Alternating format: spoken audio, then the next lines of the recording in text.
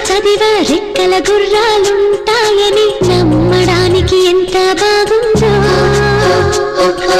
బాలమిత్ర కథలు చదివ పగడపు దీవులు ఉంటాయని